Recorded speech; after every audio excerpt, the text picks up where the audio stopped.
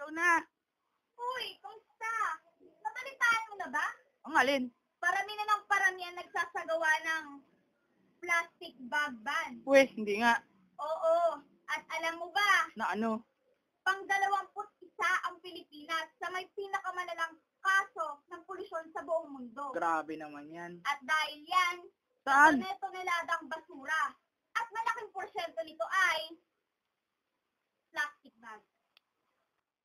Hindi lang sa kadahilanan na nakakahiya ito, ngunit hindi lingid sa kaalaman natin ang daming problema na kaakibat nito, katulad ng sakit, pagbara sa daluyan ng tubig na siyang dahilan ng mapinsalang baha.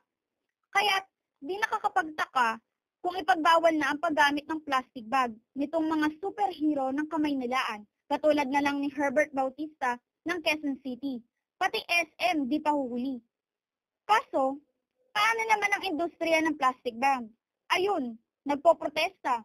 At ang sigaw nila, bakit? Pag paper bag, maraming punang puputulin. Oo nga naman. Ate, para sa kanyang opinion tungkol sa plastic ban dito sa Pilipinas. So, good evening, ate.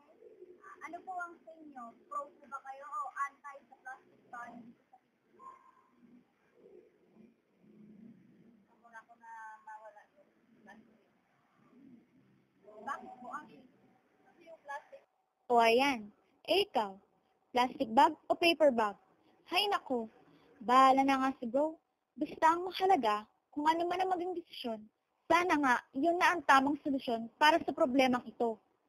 Alam naman nating lahat, nag-iisa lang, inang kalikasan.